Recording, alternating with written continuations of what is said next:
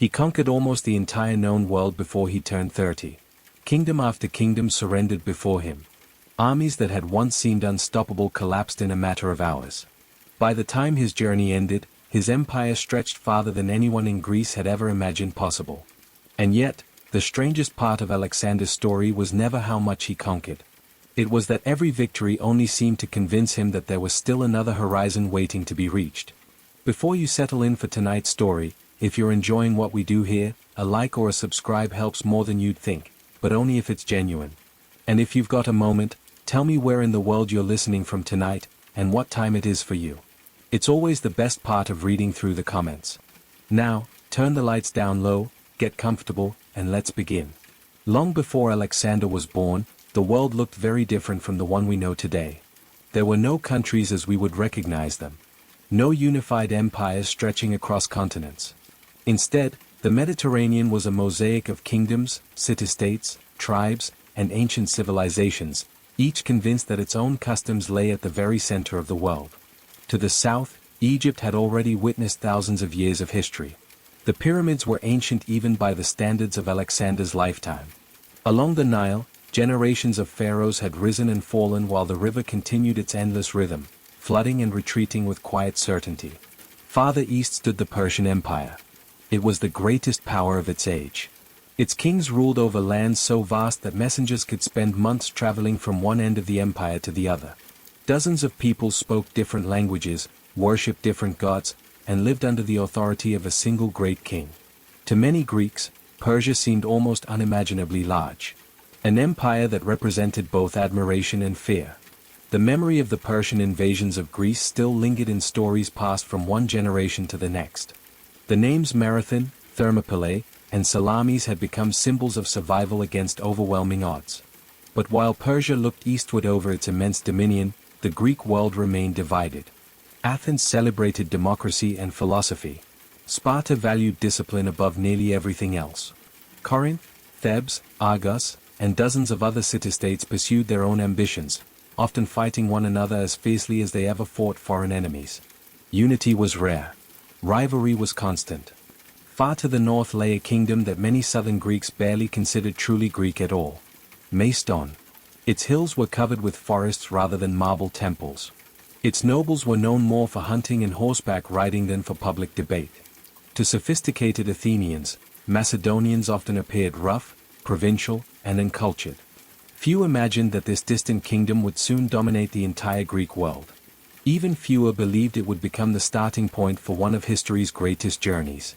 The transformation began with a man named Philip. Before becoming king, Philip had spent years as a hostage in Thebes, where he carefully observed how Greek armies fought. He watched. He learned. And he remembered. When he finally returned to Macedon and inherited a fragile kingdom threatened by enemies on every side, he understood that survival would require something entirely new. Philip rebuilt his army from the ground up.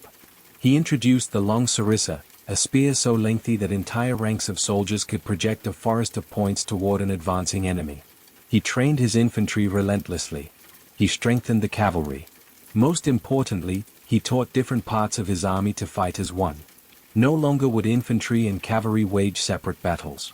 Each would support the other. Each would create opportunities for the other. It was a military system unlike anything Greece had seen before. Year after year, Philip expanded Macedon's influence. Victories followed. Alliances grew. Cities that had once dismissed Macedon now found themselves negotiating with it, or submitting to it. The kingdom that had long stood on the edge of Greek affairs steadily moved toward the center. But while Philip was building an army that would change history, another story was quietly beginning inside the royal palace. A story that would eventually carry Macedonian banners farther than anyone, including Philip himself, could possibly imagine. Inside the Macedonian court, stories surrounded the birth of the young prince almost from the beginning. His mother, Olympias, was unlike anyone else at court. She came from Epirus, a rugged kingdom to the west, and possessed a fierce personality that inspired both admiration and fear. Ancient writers described her as deeply religious, devoted to mysterious rituals, and utterly convinced that destiny played an active role in human affairs. Whether those descriptions were entirely true is impossible to know. History often transforms remarkable people into legends. But one thing seems certain. Olympias wanted her son to believe he had been born for something extraordinary. Ancient sources tell strange stories surrounding Alexander's birth. Some claimed that thunder shook the sky on the night he was born. Others wrote that the great temple of Artemis at Ephesus caught fire on that very same evening, leading later generations to imagine that even the gods had been distracted by the arrival of the child who would one day reshape the world. These tales almost certainly belong more to mythology than history. Yet they reveal something important. From a very young age, Alexander grew up surrounded by the idea that his life carried a special purpose. His father offered a different kind of influence. Philip believed less in omens than in preparation. He had built his kingdom through patience, military discipline, and careful planning. He admired courage. But he valued results even more. Alexander inherited something from both of them. From Olympias came imagination. From Philip came determination. Together they formed a combination that would shape everything that followed. As a child, Alexander displayed an intense curiosity about nearly everything around him. He listened carefully to travelers returning from distant lands.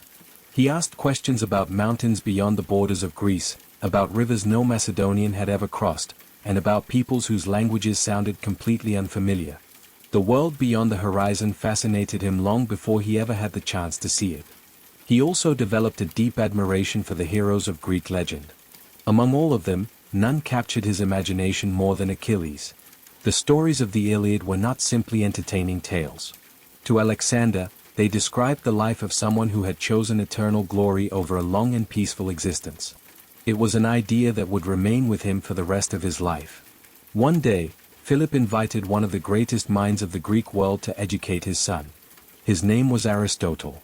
Even in his own lifetime, Aristotle's reputation as a philosopher had spread throughout Greece. Unlike teachers who focused only on warfare or politics, Aristotle believed that understanding the world required asking questions about everything. Nature, ethics, medicine, geography, poetry, animals, the movement of the stars. Nothing was considered too small or too distant to deserve careful observation. Under Aristotle's guidance, Alexander learned far more than military strategy. He studied Homer, history, philosophy, and science. He discovered that curiosity could be just as powerful as ambition.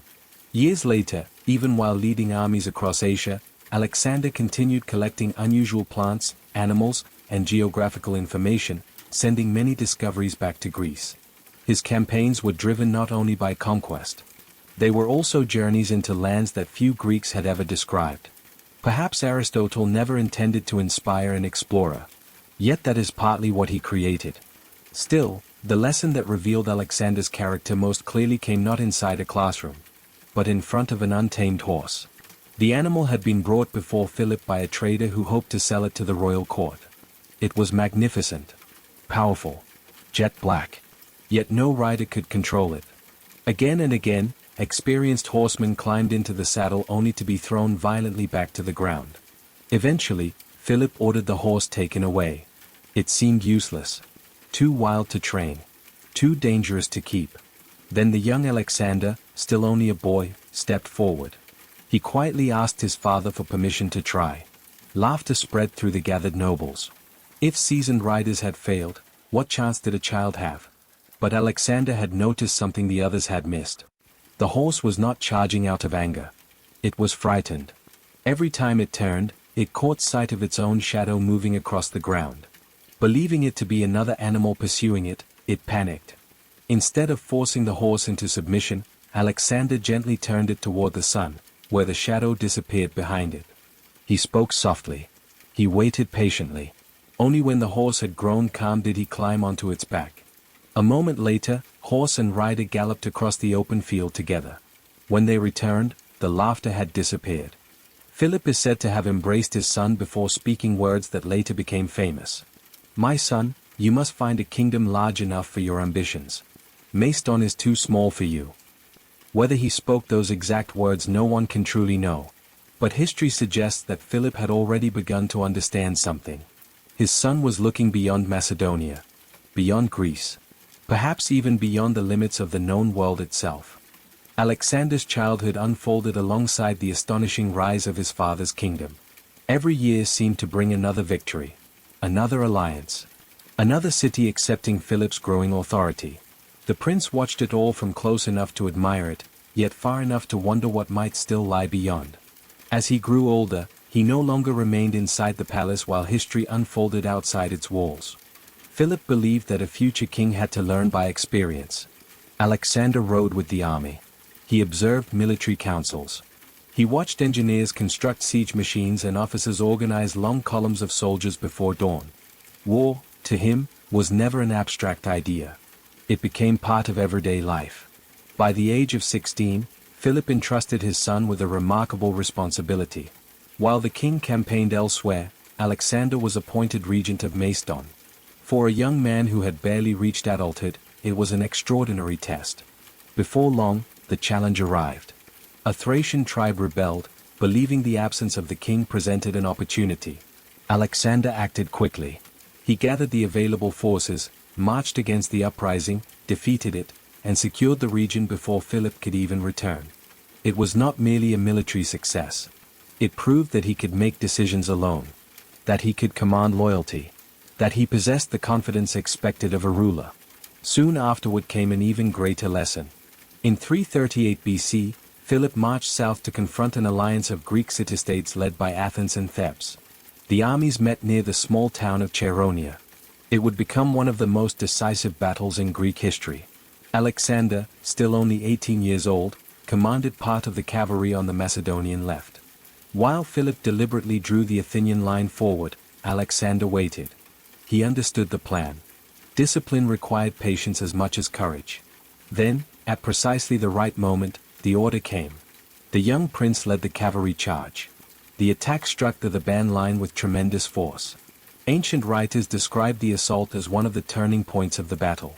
Whether every detail survived accurately is impossible to know. But the outcome did. The Greek alliance collapsed. For the first time in history, nearly all of Greece came under Macedonian leadership. When the battle ended, Philip stood as the most powerful ruler Greece had ever known.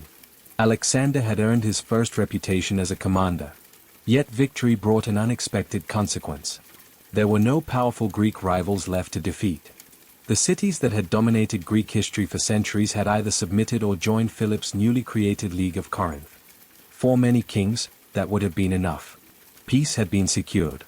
The kingdom was stronger than ever. But Philip was already looking east. Across the Aegean Sea lay the Persian Empire. For generations, Greeks had spoken of Persia with a mixture of resentment and fascination. Now Philip announced an ambitious plan. He would unite the Greeks and launch an invasion unlike any they had attempted before. Officially, it would be a campaign of revenge for the Persian invasions of Greece generations earlier. In reality, it promised something much greater: glory, wealth, and the possibility of reshaping the balance of power across the ancient world. Preparations began immediately. Supplies were gathered. Roads were surveyed. Officers studied maps and reports brought back by merchants and scouts. Alexander watched every stage with growing excitement. This was the expedition he had imagined ever since he was a child listening to stories of distant lands. At last, the road beyond Greece seemed ready to open. But history rarely follows the plans of even its greatest rulers. Just as everything appeared prepared for the greatest campaign Macedon had ever attempted, a single moment would change the future forever. Philip's triumph at Chaeronea should have marked the beginning of a new era. For the first time, nearly all of Greece stood united under a single leader. The invasion of Persia was no longer an impossible dream. It was becoming a carefully organized reality. Yet behind the celebrations, tensions had begun to grow inside the royal family. Philip had married again. His new wife, Cleopatra Eurydice, came from a noble Macedonian family, and unlike Olympias, she was fully Macedonian by birth. At first, this seemed like an ordinary political marriage. But in the royal court, marriages were never simply personal. They changed alliances. They shifted loyalties. And they raised dangerous questions about succession. If Cleopatra produced a son, some nobles might argue that the child possessed a stronger claim to the throne than Alexander. The atmosphere inside the palace grew increasingly uneasy. During one famous banquet, the tension finally erupted. A nobleman named Attalus reportedly raised a toast, calling for the birth of a legitimate heir to Macedon. To Alexander, the insult was unmistakable. He angrily threw his cup across the room. The celebration dissolved into shouting. Philip himself, already intoxicated, attempted to intervene. Ancient writers describe him drawing his sword and stumbling as he tried to approach his son, only to lose his footing and fall before reaching him. Alexander is said to have looked around the room before remarking with bitter irony that the man preparing to cross from Europe into Asia could not even cross the distance between two dining couches. Whether those were his exact words, we cannot know. But the relationship between father and son had been damaged. For a time, Alexander left the court with Olympias. The future of the Macedonian succession suddenly seemed uncertain. Eventually, father and son reconciled. The coming invasion of Persia demanded unity. Whatever disagreements remained, both understood that history was waiting. Then, in the summer of 336 BC, everything changed. Philip traveled to the ancient city of Aegae to celebrate the wedding of his daughter. Delegations from across Greece attended the festivities. The atmosphere was one of confidence. The greatest campaign of Macedonian history was only months away. On the day of the ceremony, Philip entered the theater without the heavy bodyguard that usually surrounded him. He wanted to be seen. To demonstrate that he ruled a kingdom secure enough that its king could walk openly among his people. As he approached the entrance, a member of his own royal guard stepped forward. His name was Pausanias. Without warning, he drew a dagger. Before anyone fully understood what was happening, Philip had been struck. The king collapsed. Panic spread through the crowd. Pausanias attempted to flee but was quickly chased down and killed before he could escape. His exact motives have remained one of history's enduring mysteries. Some ancient writers blamed personal revenge. Others suspected a wider conspiracy. Over the centuries, names such as Olympias and even Alexander himself have occasionally been drawn into speculation. But no convincing evidence has ever settled the question. What is certain is far simpler. Philip II, the architect of Macedon's rise, was dead. He had spent decades building the army that would conquer Persia. Yet he would never lead it. Instead, that responsibility now fell upon his 20-year-old son. Alexander became king in the midst of uncertainty. Many outside Macedon believed the kingdom would quickly fall apart. Several Greek cities began discussing revolt. Northern tribes prepared to reclaim their independence. Even within Macedonia, there were nobles who questioned whether someone so young could preserve everything Philip had built. They would soon discover just how badly they had underestimated him. For Alexander, crossing into Asia was far more than the beginning of a military campaign. It was the fulfillment of a dream that had taken shape long before he ever wore a crown. Standing on the European shore of the Hellespont, he looked across the narrow stretch of water toward Asia. The distance itself was small. But symbolically, it separated everything he had known from everything he hoped to discover. The army crossed in the spring of 334 BC. Thousands of soldiers, horses, supplies, and siege equipment were ferried across the strait. When Alexander finally stepped onto Asian soil, ancient tradition tells us that he threw his spear into the ground. It was a symbolic gesture. He claimed the continent as land to be won by the spear. Whether the event unfolded exactly that way hardly matters. What mattered was the confidence it represented. Alexander had not come to raid the Persian Empire. He had come to replace it. Before marching inland, he made a brief detour. He traveled to the ancient city of Troy. Even after centuries, the ruins still carried enormous meaning for every educated Greek. This was the legendary battlefield of Achilles, the hero Alexander had admired since childhood. He visited what was believed to be Achilles' tomb. Some ancient writers say he placed a wreath upon it. Others claim he exchanged his own armor for sacred weapons preserved in the nearby temple. Whatever the exact details, the message was unmistakable. Alexander saw himself walking in the footsteps of the heroes he had read about as a boy. But unlike Achilles, his story would not be written in poetry. It would unfold across real kingdoms, real cities, and real battlefields. The Persian governors of Asia Minor had no intention of allowing the invasion to continue unchallenged. They gathered their forces near the Granicus River, believing they could crush the Macedonians before they advanced deeper into the empire. Some of Alexander's senior commanders advised caution. The river's steep banks made an immediate attack dangerous. Waiting until morning seemed the wiser choice. Alexander disagreed. Delaying the battle would only give the Persians more time to prepare. As he had done so many times before, he chose boldness over hesitation. Without waiting, he led the first wave himself. The current pulled at the horses as the Macedonians struggled across the river.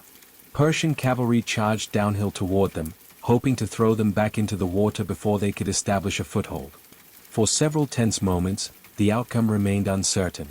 Alexander fought in the thick of the fighting, exactly where the danger was greatest. At one point, an enemy nobleman struck at him with a battle axe. The blow reportedly shattered part of his helmet. A second Persian officer rushed forward, raising his sword for what might have been the fatal strike. Before it could fall, one of Alexander's closest companions, Cletus the Black, cut the attacker down. It was a brief moment. Perhaps only seconds. Yet history can change in seconds. Had Cletus arrived just a little later, Alexander's extraordinary journey might have ended before it had truly begun. Instead, the Macedonian line continued pushing forward. Once enough cavalry reached the opposite bank, the disciplined infantry followed. The long sarissas steadily forced the Persian forces backward. The battle soon turned into a rout. The victory at the Granicus did more than secure Alexander's first major success in Asia. It shattered an illusion. Until that day, many believed the Persian Empire was simply too vast to be threatened by a young king from Macedon. Now they knew something different. The invader could win. And if he could win once, perhaps he could keep winning. As city after city in Western Asia Minor opened its gates, Alexander adopted a policy that would become familiar throughout his campaign. Greek cities were often welcomed as liberated allies rather than conquered enemies. Local governments were frequently allowed to continue functioning. Temples were respected. Taxes were reorganized rather than simply seized.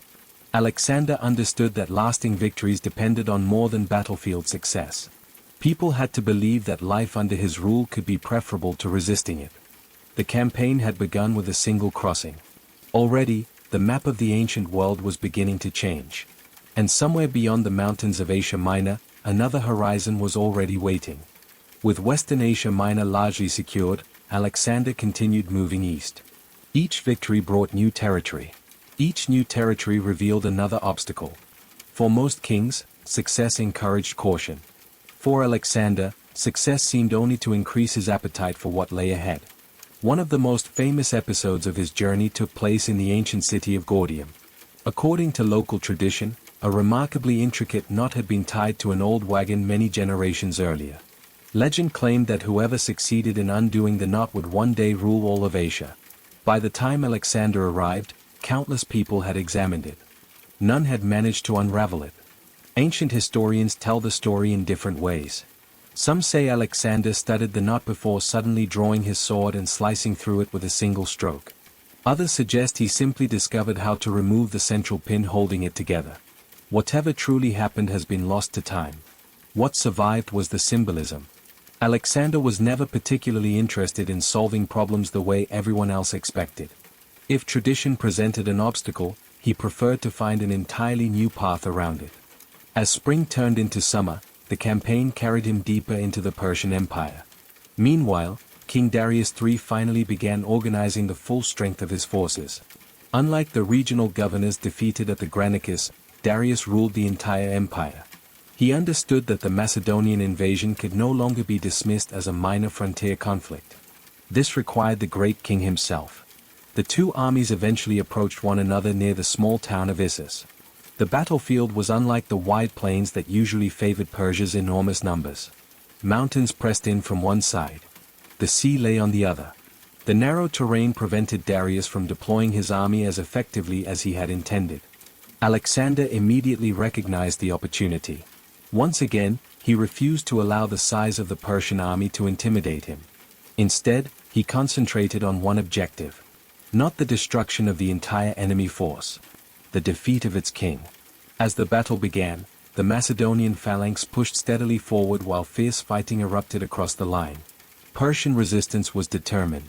For a time, neither side could claim a clear advantage. Then Alexander gathered the companion cavalry.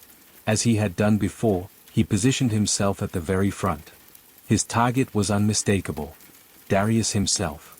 The cavalry accelerated. The wedge formation drove directly toward the Persian center, cutting through the fighting with extraordinary momentum. From his chariot, Darius watched the young Macedonian king coming straight toward him. It was not merely an attack. It was a challenge. As Alexander drew closer, panic spread among those surrounding the Persian king. Eventually, Darius made the decision that would define the battle. He turned his chariot and fled. The sight of the great king leaving the battlefield shattered Persian morale. Across much of the line, organized resistance began to collapse. A battle that had seemed evenly balanced only moments earlier suddenly became a victory for Macedon. Yet Alexander did something unexpected after the fighting ended. The Persian royal family had fallen into his hands. Darius's mother, his wife, his children. They fully expected humiliation, or worse. Instead, Alexander ordered that they be treated with dignity and respect. Their royal status would be honored. No harm would come to them. It was a decision that surprised even many of his own officers. Victory, Alexander believed, did not require cruelty. In fact, mercy could sometimes strengthen a conqueror's reputation more than fear. News of this spread rapidly across the ancient world. For the second time, the seemingly invincible Persian Empire had suffered a humiliating defeat. But Darius was still alive. The empire still possessed enormous resources. And before Alexander could march toward the Persian heartland, one great obstacle remained. The island city of Tyre. It stood just off the Phoenician coast, protected by massive walls rising directly from the sea. Many believed it could never be taken. Alexander saw only another challenge. Another horizon. And another reason not to turn back. Tyre was unlike any city Alexander had faced before. It did not rely on distant allies or vast armies. It relied on the sea. Built on an island nearly half a mile from the mainland, its towering walls rose directly from the water, making a traditional siege almost impossible. For generations, its people had believed that no invading army could ever reach them. When Alexander demanded the right to enter the city and offer a sacrifice to the god Melkart, whom the Greeks identified with Heracles, the Tyrians politely refused. It was more than a religious disagreement. Accepting Alexander inside their walls would have meant recognizing him as their ruler. They chose independence instead. Many of Alexander's advisors suggested moving on. Tyre could simply be bypassed. After all, Persia still awaited farther east. But Alexander disliked leaving unfinished business behind him. As long as Tyre remained unconquered, the Persian navy could continue using its harbor. The city represented a threat he refused to ignore. If the island could not be reached by ships, it would be reached by land. Alexander ordered one of the most ambitious engineering projects of the ancient world. His men began constructing a massive stone causeway stretching from the mainland toward the island itself. Day after day, thousands of soldiers carried rocks, timber, and rubble into the sea. Slowly, almost unbelievably, the water began to disappear beneath an artificial road. The Tyrians watched from their walls. At first, they could scarcely believe what they were seeing. Then they fought back. Archers rained arrows onto the workers. Ships attacked the growing causeway. One particularly devastating assault sent a fire ship drifting into the Macedonian siege towers, engulfing them in flames and destroying weeks of work in a single afternoon. For many armies, such a setback might have ended the siege. For Alexander, it only meant beginning again. The causeway was rebuilt. This time it was wider, stronger, better protected.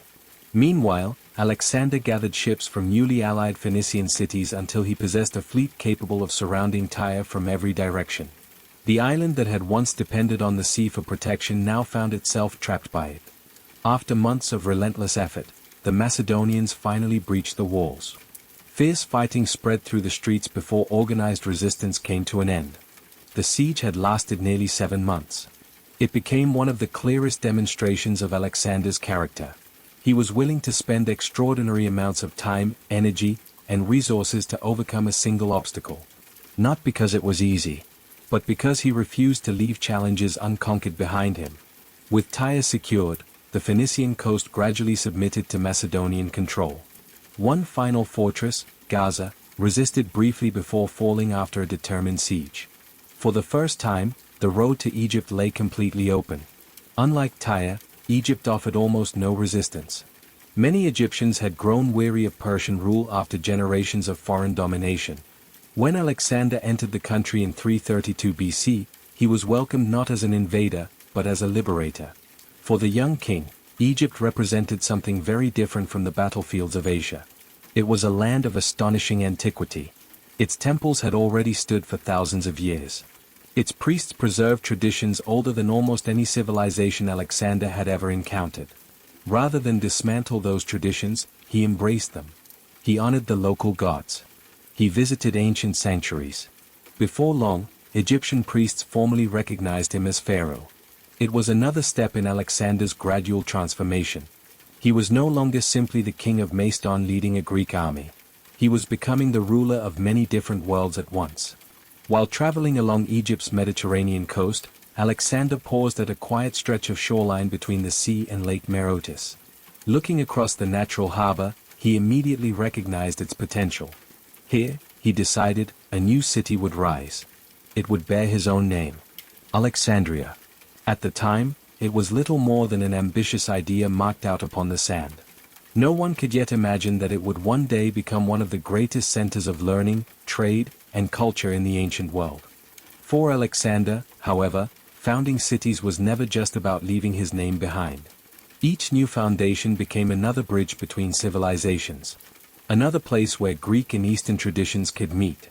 Another step toward creating a world far larger than the one into which he had been born.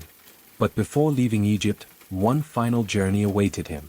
A journey not toward another battlefield, but toward an oracle hidden deep within the desert, where the answers he received would quietly change the way he saw himself forever. The journey to the oracle of Siwa was unlike anything Alexander had experienced so far. There were no enemy armies waiting beyond the next hill. No fortified cities to besiege. Only the vast silence of the Egyptian desert. 4 days, the expedition crossed endless stretches of sand beneath an unforgiving sun. Ancient writers filled the journey with remarkable stories. Some claimed mysterious birds appeared to guide the travelers. Others spoke of unexpected rainstorms or snakes leading the way through the dunes. Whether any of those stories were true is impossible to know. Like so much of Alexander's life, history and legend soon became difficult to separate. At last, the oasis of Siwa emerged from the desert. Hidden among palms and natural springs stood the Temple of Amun, one of the most respected religious sanctuaries in Egypt. Pilgrims had traveled there for centuries seeking answers that could not be found anywhere else. Alexander entered the sanctuary alone. No ancient historian records exactly what was said inside. The conversation remained private. That silence has only made the moment more fascinating. Some sources suggest the priests greeted him as the son of the god Amun, whom the Greeks associated with Zeus. Others believe the words have been exaggerated over time. Whatever happened within those walls, Alexander emerged changed. From that point onward, he seemed increasingly willing to accept the idea that his destiny was unlike that of ordinary men. It did not make him reckless.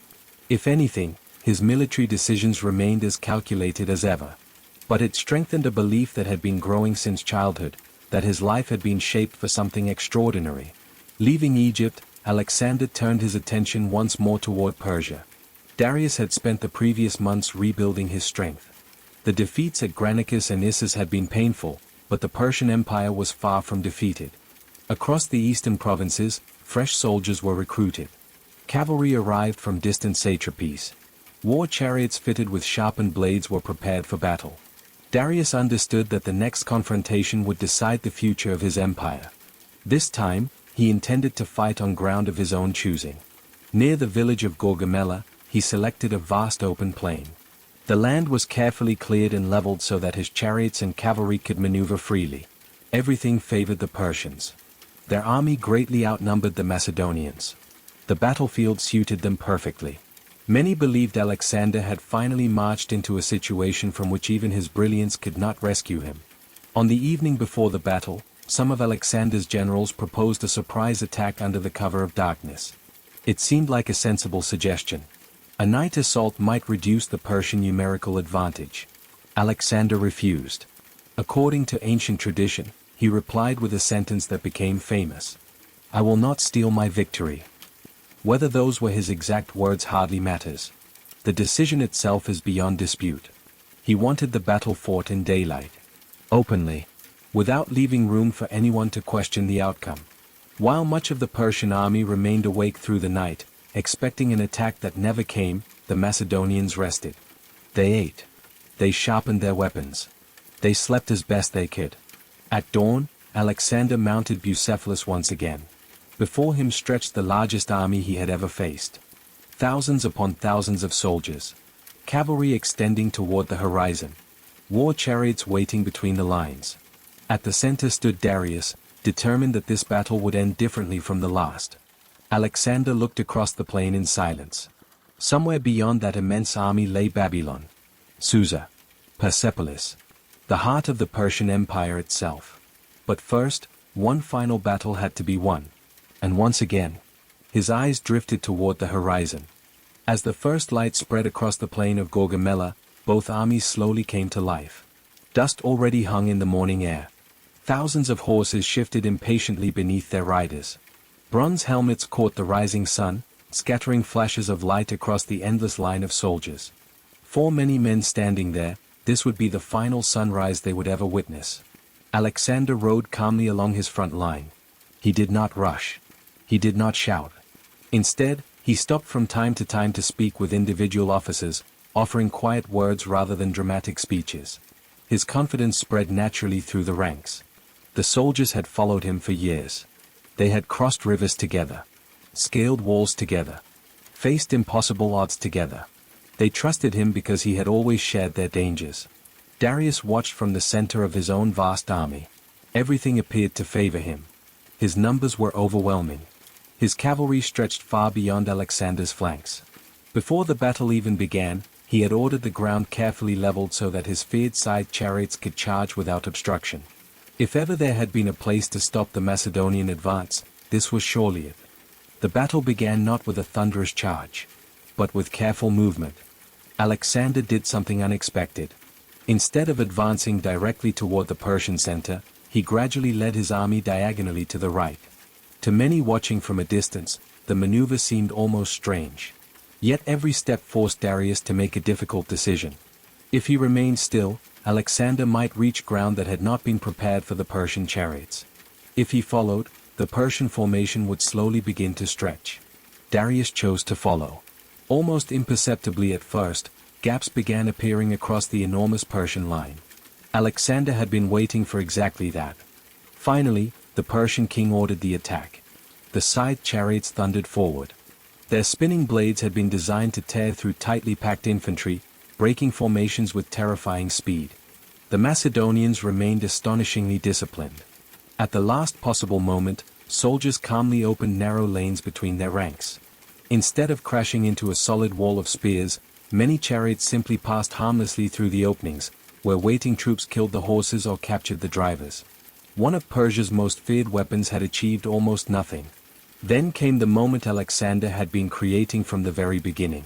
He saw it. A widening gap near the Persian center. Small.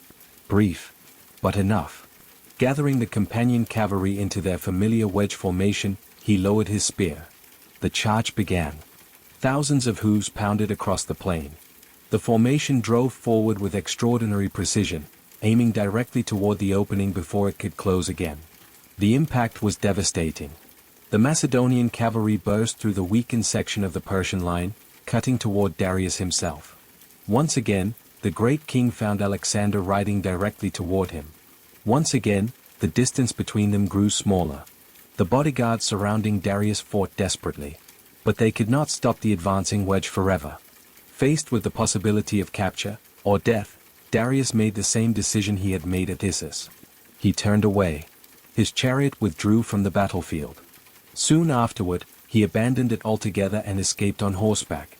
The moment word spread that the great king had fled, confidence throughout much of the Persian army dissolved. Entire sections began retreating. Others continued fighting bravely, unaware that the battle had already been decided elsewhere. Victory, however, was not as effortless as it sometimes appears in later stories. While Alexander pursued the fleeing Persians, desperate messages reached him from another part of the battlefield. His left wing, commanded by the experienced General Parmenion, was under enormous pressure. Persian cavalry had nearly broken through. For a brief but dangerous moment, Alexander faced a difficult choice.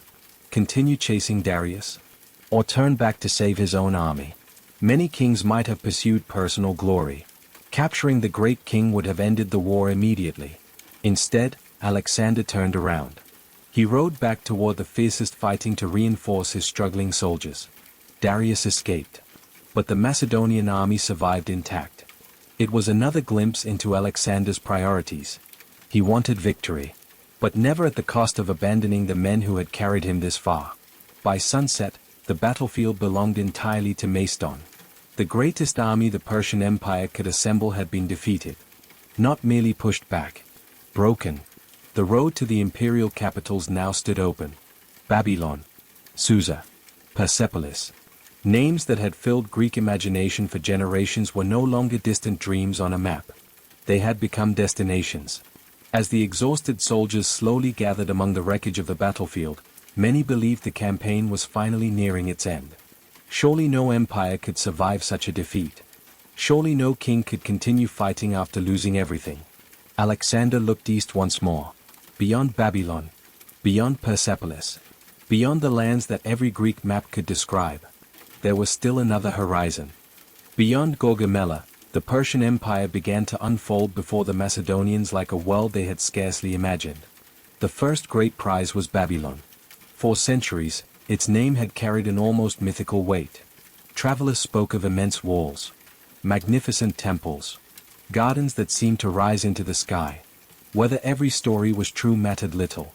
To the people of Greece, Babylon represented one of the greatest cities on earth. As Alexander approached, many expected another battle. Instead, the gates opened. The city's leaders chose surrender over destruction. When Alexander entered Babylon, he did so not as a conqueror forcing his way through broken walls, but as a king welcomed into one of humanity's oldest centers of civilization. For his soldiers, the city must have seemed astonishing. Wide processional roads stretched between monumental buildings. Markets overflowed with goods gathered from every corner of the empire. Languages they had never heard filled the streets. Perfumes drifted through the air from distant lands they had never imagined visiting. For men who had grown up among the mountains and valleys of Macedon, Babylon revealed just how vast the world truly was. Alexander spent time restoring temples that had suffered neglect under previous Persian rulers. He offered sacrifices according to local customs. Rather than presenting himself as a destroyer, he increasingly portrayed himself as the legitimate successor to the Persian kings. This approach confused some of his Macedonian companions. They had come expecting victory, not adaptation. But Alexander seemed fascinated by every culture he encountered. He rarely believed that conquest required the destruction of what already existed. Sometimes, he preferred to inherit it. Leaving Babylon behind, the army continued southeast toward another royal capital, Susa. Unlike Babylon, Susa offered little resistance. Its enormous treasuries fell almost intact into Alexander's hands. Ancient sources describe unimaginable quantities of gold and silver stored inside the royal vaults. The wealth accumulated by generations of Persian kings had finally changed hands. For many Macedonian soldiers, the sight must have been almost impossible to comprehend. Some had grown up in villages where a few silver coins represented months of labor. Now they stood surrounded by riches measured not in coins, but in entire rooms filled with precious metals. The treasure transformed the campaign. Alexander could reward his soldiers generously. He could pay debts, finance future expeditions, found new cities, support scholars, engineers, and administrators. The conquest was no longer sustained by Macedonian resources alone. Now the empire itself financed its own transformation. Yet Alexander did not linger. The greatest symbol of Persian power still lay ahead. Persepolis. Even before reaching the city, its terraces could be seen rising against the surrounding hills. Built over generations, Persepolis had never been intended as an ordinary capital. It was a monument. A place where delegations from every province of the empire gathered to acknowledge the authority of the great king. Stone staircases displayed carved processions of countless peoples bringing gifts from across Asia. Every relief proclaimed the same message. The Persian Empire ruled the world. When Alexander entered Persepolis, he entered the very heart of that message. For generations, Greek memory had associated Persia with the invasions of Xerxes. Stories of burned temples, destroyed cities, and decades of bitter conflict had been passed from one generation to the next. Now, history seemed to have reversed itself. The invader had become the conqueror. The conqueror now stood inside the palace of those who had once threatened Greece. Then came one of the most debated episodes of Alexander's entire life. The burning of Persepolis. Ancient historians disagree about exactly how it happened. Some describe a royal banquet where wine flowed freely into the night. One account tells of an Athenian woman named Thais urging Alexander to burn the palace as revenge for the destruction of Athens generations earlier. Others suggest the fire was a calculated political decision rather than an impulsive act. Perhaps it was both. Perhaps neither. The truth disappeared with the flames themselves. What is certain is that the magnificent palace complex caught fire. The blaze spread rapidly through cedar roofs and richly decorated halls. Columns glowed against the night sky. Smoke climbed high above the city. An empire that had ruled for more than 2 centuries watched one of its greatest symbols vanish into ash. Some ancient writers later claimed Alexander regretted the decision almost immediately. If so, it would not have been the last time emotion briefly overtook calculation. For beneath the confidence that history often celebrates, Alexander remained profoundly human. Capable of brilliance. Capable of mercy. And, occasionally, capable of mistakes whose consequences could never be undone. Yet despite the fall of Babylon, Susa, and Persepolis, one fact remained impossible to ignore. The war was not over. Darius still lived. And as long as the great king remained free somewhere beyond the eastern mountains, Alexander's eyes would continue searching for the next horizon. After leaving Persepolis, Alexander expected the war to end with one final pursuit. The capitals had fallen. The royal treasuries were his. Most of the empire now recognized his authority. Only one task remained unfinished. He needed to find Darius. The Persian king had fled east once again, gathering what supporters he could from the distant provinces that still remained loyal. Alexander moved quickly. The chase carried the Macedonian army across mountains, deserts, and broad plains that seemed to stretch without end. Each day brought rumors. Darius had been seen in one city. No, another. He was raising a new army. He was preparing to negotiate. He was already far beyond the next range of hills. The farther east Alexander traveled, the harsher the landscape became. Roads grew scarce. Water became precious. The fertile lands surrounding Babylon and Susa gave way to dry plateaus where every march demanded greater endurance. The soldiers continued because they trusted their king. But many quietly wondered how much farther they would have to go. Then the chase came to an unexpected conclusion. Not through battle, but through betrayal. Among Darius's remaining commanders was a powerful noble named Bessus. As hope faded, several Persian leaders concluded that their king had become more of a burden than an asset. Rather than continue following a ruler who could no longer defend the empire, they decided to seize him themselves. When Alexander finally caught up with the fleeing royal convoy, he did not find an army waiting. He found silence. Darius had been abandoned. Mortally wounded. Left behind in a wagon beside the road. Ancient accounts differ in their details, but they agree on the outcome. By the time Alexander reached him, the last great king of Persia was already dying, or had just drawn his final breath. The man Alexander had crossed continents to defeat would never face him again. History often remembers this moment as the end of the Persian Empire. Yet for Alexander, it was strangely unsatisfying. He had wanted to defeat Darius openly. King against king. Instead, his greatest rival had fallen at the hands of his own followers. Alexander reportedly covered Darius's body with his own cloak. He ordered that the former king receive an honorable burial according to Persian custom. It was an act of respect. Not only for the man himself, but for the office he had held. By honoring Darius, Alexander also strengthened his own claim to succeed him. He no longer presented himself merely as the conqueror of Persia. He increasingly saw himself as its rightful king. That subtle difference would change everything. Bessus, meanwhile, declared himself the new great king under the name Artaxerxes V and fled deeper into Central Asia. To many Macedonian officers, the obvious course seemed clear. The war had effectively ended. Persia had been conquered. Its king was dead. Its capitals belonged to Alexander. Surely it was time to return home. Alexander disagreed. As long as someone claimed the Persian throne, however weak that claim might be, he believed the conquest remained incomplete. So once again, the army marched east. Beyond the familiar lands of Persia. beyond the regions described in most Greek books, toward territories that seemed increasingly unknown. The landscapes changed dramatically. Towering mountain ranges replaced open plains. Fast rivers cut through deep valleys. Harsh winters alternated with scorching summers. The campaign became less about great set-piece battles and more about relentless pursuit across difficult terrain. Enemies appeared suddenly, then disappeared into the mountains before a decisive engagement could take place. The soldiers adapted as best they could. Heavy armor became exhausting during endless marches. Supplies often lagged behind. Victories became harder to recognize. There were no magnificent capitals waiting beyond the next ridge. No overflowing treasuries. Only another valley. Another fortress.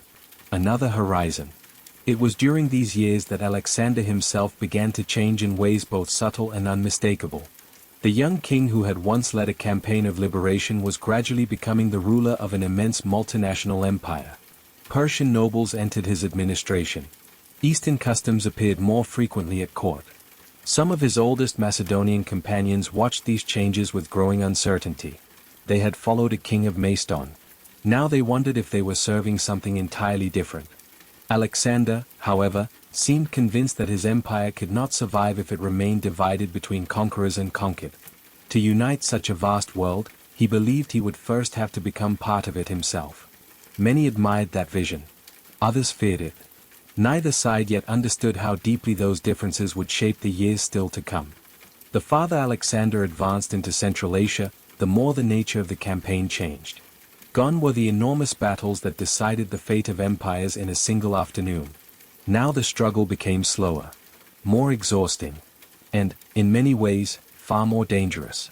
The regions of Bactria and Sogdiana did not possess great capitals waiting to surrender. Instead, they were protected by mountains, deserts, and local leaders who understood the land far better than any invading army ever could. Resistance appeared without warning. Small groups attacked supply columns. Fortresses perched atop nearly inaccessible cliffs refused to surrender. Entire villages seemed to disappear before the Macedonians arrived, only to reappear behind them once the army had passed. Alexander found himself fighting an enemy that rarely offered the decisive battle he preferred. Instead, every victory had to be earned one difficult march at a time. Among his opponents, one leader proved especially capable. His name was Spitamenes. Using swift cavalry and intimate knowledge of the countryside, he repeatedly struck Macedonian forces before vanishing into the endless plains. For nearly 3 years, Alexander found himself engaged in a campaign unlike any he had previously experienced. No matter how many fortresses were captured, the resistance continued. It was a lesson in patience. The kind of lesson no battlefield at Granicus or Gaugamela had ever demanded. Alexander responded with remarkable determination. He founded new cities throughout the region, settling veterans and establishing permanent garrisons. These settlements served several purposes at once.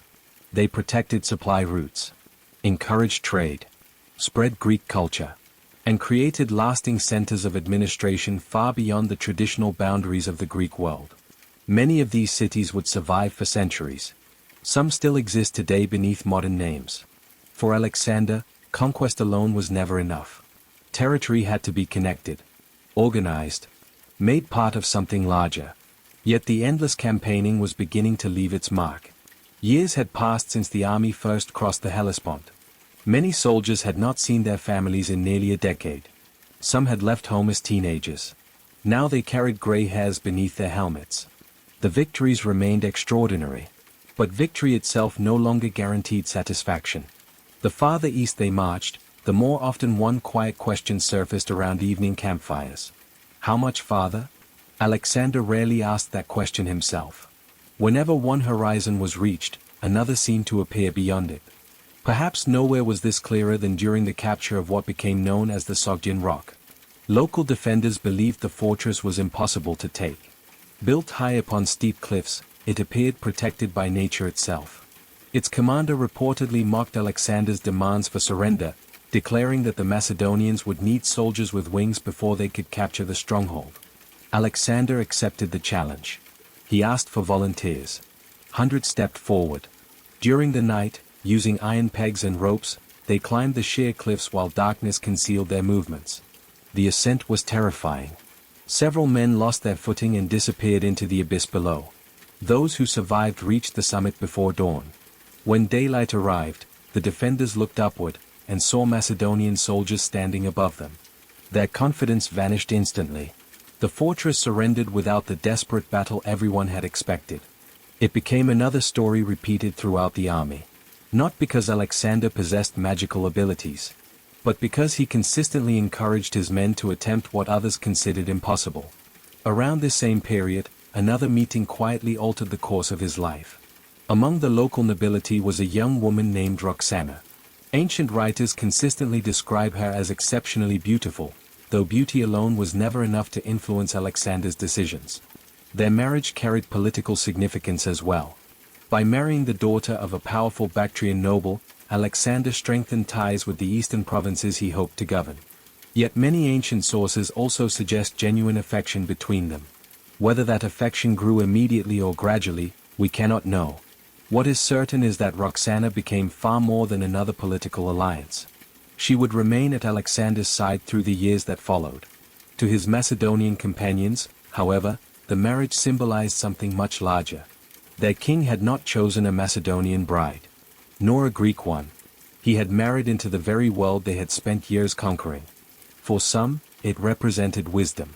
For others, it felt like another step away from the homeland they increasingly feared they were leaving behind forever.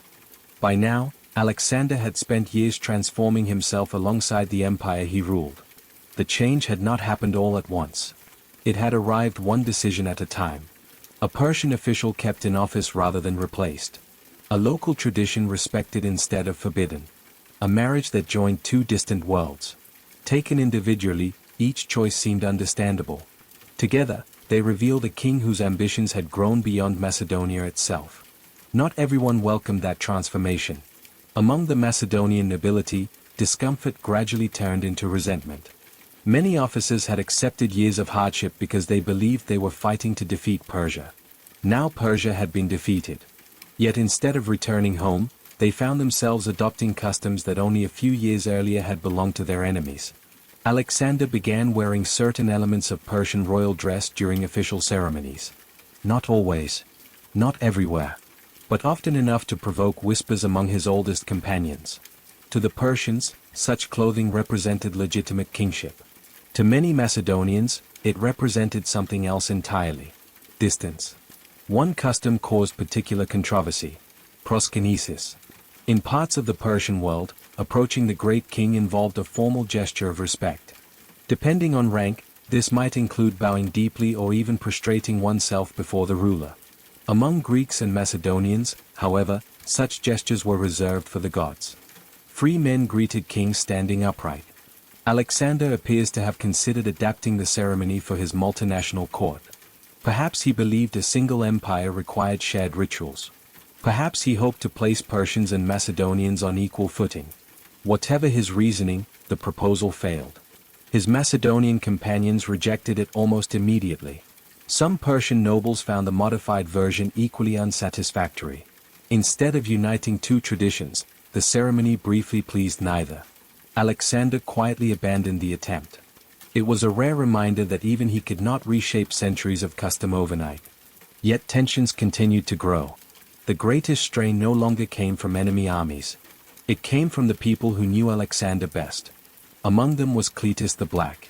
Few men had served the king more faithfully.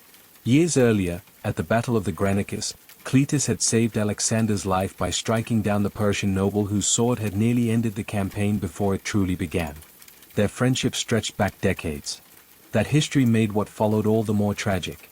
During a banquet, as wine flowed and conversation became increasingly heated, arguments emerged about Alexander's achievements. Some praised him above every previous king. Others began comparing him favorably even to Philip. Cletus objected. Without Philip's army, he argued, none of these victories would have been possible. He reminded those present that Macedonian veterans, not Alexander alone, had won the empire. Perhaps under calmer circumstances, the disagreement would have ended there. But neither man remained calm. Words became accusations. Old grievances resurfaced. Alexander, increasingly angered, demanded silence. Cletus refused.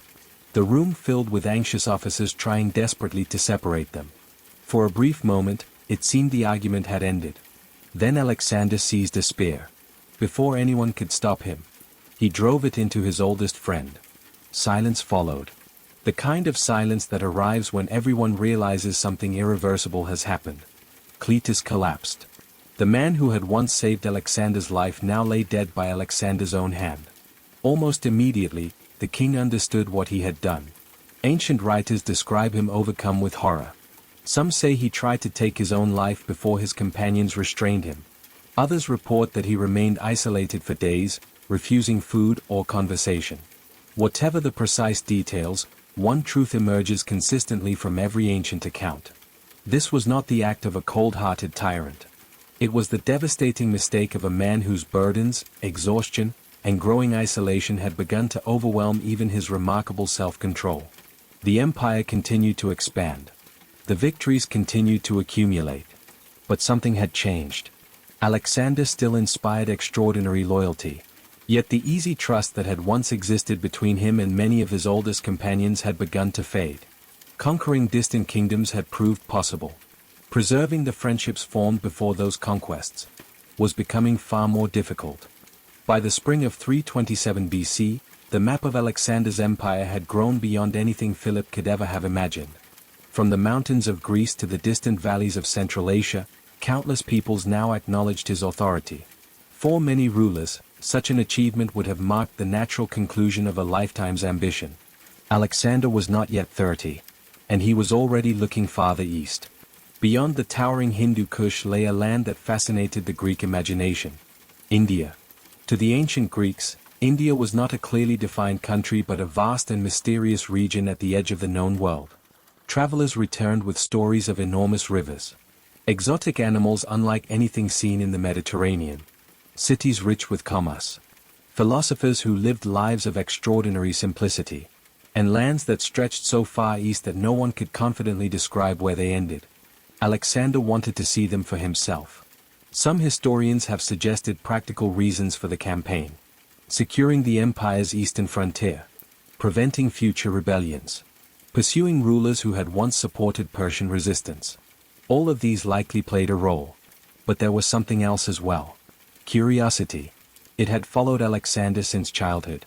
Each new horizon awakened the desire to discover what waited beyond it.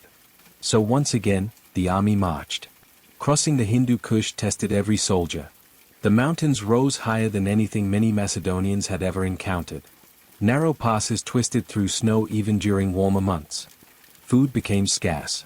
Pack animals slipped from rocky trails into deep ravines below. The campaign demanded endurance more than combat. Every mile forward felt earned. Descending from the mountains into the valleys beyond, the Macedonians entered landscapes unlike any they had previously known. Dense forests replaced open plains. Powerful rivers cut across the countryside. Monsoon rains transformed roads into seas of mud. The climate itself became another opponent.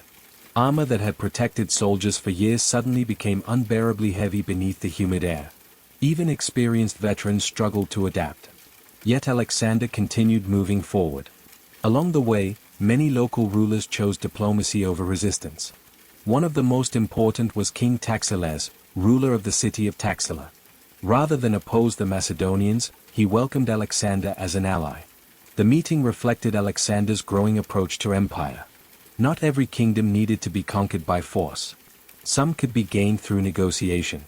Mutual advantage often proved stronger than fear. Taxila also exposed Alexander to ideas very different from those of Greece or Persia. Ancient writers describe his conversations with Indian philosophers, men whom the Greeks later called the gymnosophists, or naked wise men, because of their simple manner of living. Whether every dialogue recorded by later historians is authentic remains uncertain. But the encounters themselves are widely accepted. Alexander questioned them about happiness, power, life, death. The answers were often remarkably different from anything taught by Aristotle. Some philosophers argued that the man who desired nothing possessed greater freedom than the ruler of the largest empire. Others suggested that death held little terror for someone who understood the natural order of the world. Alexander listened carefully. He did not always agree. But he rarely dismissed unfamiliar ideas simply because they were foreign. His empire had become a meeting place for civilizations. Its ruler increasingly behaved the same way. Still, not every kingdom welcomed the newcomers. Farther east ruled another powerful king. His Greek name was Porus. Unlike many neighboring rulers, Porus had no intention of surrendering without a fight. He assembled his army along the banks of the Hydaspes River. There, for the first time, Alexander's soldiers faced an enemy unlike any they had encountered before. Towering above the infantry stood animals few Macedonians had ever seen in battle. War elephants. Their immense size, powerful strength, and unfamiliar appearance unsettled even experienced veterans. Horses that had carried men confidently through dozens of battles suddenly became nervous at the strange sights and unfamiliar sounds. Alexander studied the opposite bank in silence. Between him and Porus flowed a wide river swollen by seasonal rains. Beyond it waited an army prepared for one of the most unusual battles of the ancient world. And beyond that battle, another horizon still remained. The Hydaspes River was not merely wide. It was alive. Fed by seasonal rains, its powerful currents surged across the landscape, carrying uprooted trees, swirling debris, and thick mud toward the sea. Any army attempting a direct crossing would arrive exhausted, disorganized, and dangerously exposed before ever reaching the opposite bank. King Porus knew this. He stationed his forces along the shoreline, watching every movement of the Macedonian camp. His greatest advantage was patience. As long as Alexander remained on the western bank, the river itself fought on his side. Day after day, the two armies observed one another. Alexander rode along the river, inspecting different crossing points. Sometimes his cavalry appeared to prepare boats. Other times they marched noisily along the shore before returning to camp again. The routine repeated so often that the defenders gradually became accustomed to it. What seemed like hesitation was, in reality, preparation. Alexander wanted Porus to believe that every movement was another false alarm. Then, one stormy night, he finally acted. Leaving part of his army behind to maintain the appearance of the main camp, Alexander quietly led a selected force upstream under the cover of darkness. Rain masked the sound of marching feet. Thunder concealed the movement of horses. When dawn approached, the Macedonians began crossing at a point many miles from the main Persian, no, Indian position. Even then, the crossing proved difficult. The current swept men downstream. Boats drifted from their intended course. Some soldiers found themselves landing upon a wooded island before realizing another channel still separated them from the opposite bank. But one by one, they reached solid ground. Porus reacted quickly. Believing the crossing force to be only an advanced detachment, he first sent his son with cavalry and chariots to contain the landing.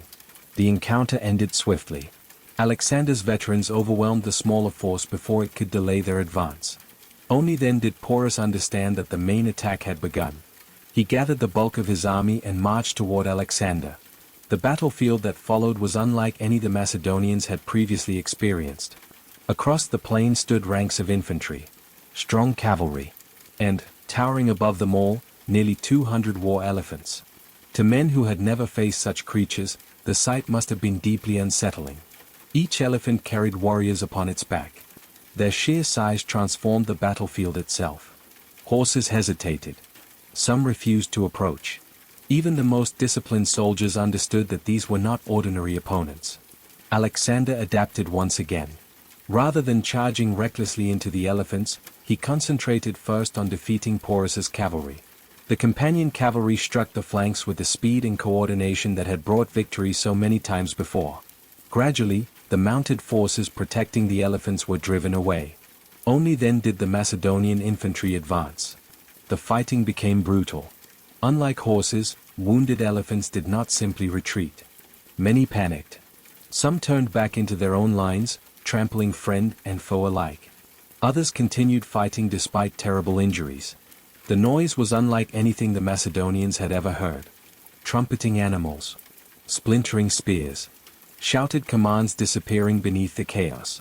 4 hours, neither side yielded easily. Eventually, discipline began to prevail over confusion. The Macedonian phalanx slowly tightened around the remaining elephants while cavalry attacked from multiple directions. One by one, Porus's formations weakened. At last, the Indian king himself was surrounded. Even then, he refused to flee. Mounted upon one of his elephants, He continued fighting until exhaustion and wounds made further resistance impossible. When Porus was finally brought before Alexander, ancient historians preserve one of the most memorable conversations of the campaign. Alexander asked him a simple question. "How do you wish to be treated?" Porus answered with equal simplicity.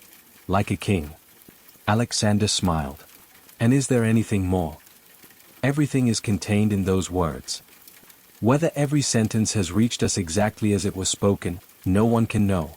But the exchange captures something important. Alexander admired courage. Even in an enemy. Especially in an enemy. Rather than stripping Porus of his kingdom, Alexander restored it to him. He even granted him additional territory. The defeated king became a loyal ally. Once again, Alexander demonstrated that conquest did not always end with humiliation. Sometimes respect achieved what force alone never could. The Battle of the Hydaspes became one of the greatest victories of Alexander's career. Yet beneath the triumph, another reality had begun to emerge.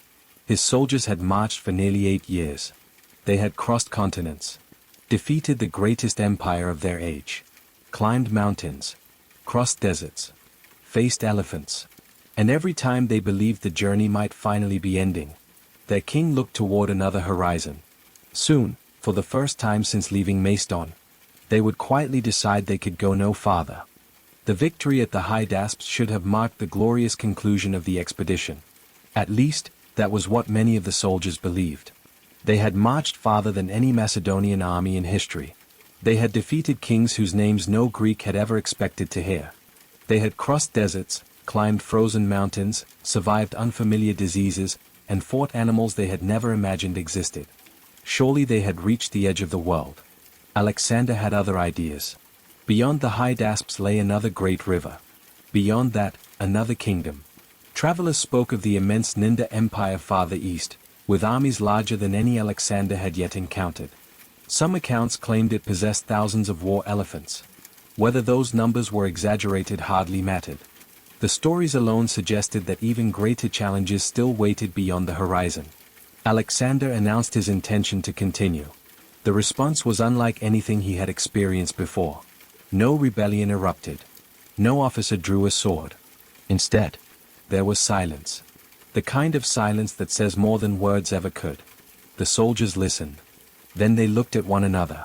Many had followed Alexander since they were young men. Some had stood beside Philip before him. Together they had won every battle. They had crossed nearly the entire known world. But now, for the first time, victory itself no longer seemed enough. They were tired. Not simply from marching, but from years of constant uncertainty. Every farewell had become temporary. Every promise of returning home had been postponed by one more campaign. One more river. One more mountain. One more horizon. The army eventually reached the banks of the Hyphasis River, known today as the Bees. There, the march came to a halt. Alexander expected preparations for another crossing. Instead, his officers quietly approached him. The man chosen to speak was Coenus, one of his most respected generals. According to ancient historians, he addressed the king with remarkable honesty. The soldiers, he explained, remained loyal. They admired Alexander. They would gladly continue following him if they possessed the strength. But strength alone was no longer the issue. They longed to see their homes, their parents, their wives, their children, many of whom had been born after the expedition began and whom some fathers had never even met. The empire was vast enough. The victories were already beyond imagination. There came a point, Coenus suggested, when even greatness needed to recognize human limits. Alexander listened. But he did not answer immediately. For 3 days, he withdrew into his tent. Ancient writers describe him hoping the army might change its mind. Perhaps he believed that once emotions settled, the familiar determination would return. It did not. The silence remained. Steady, respectful, unshakable. For perhaps the first time in his entire career, Alexander confronted an obstacle that no strategy could overcome. Not a fortress. Not an empire. Not a battlefield. The hearts of the very men who had carried him this far. At last, he emerged. The decision had been made. The advance eastward would end. The army would turn back. Ancient sources tell us that Alexander ordered 12 enormous altars to be built beside the river.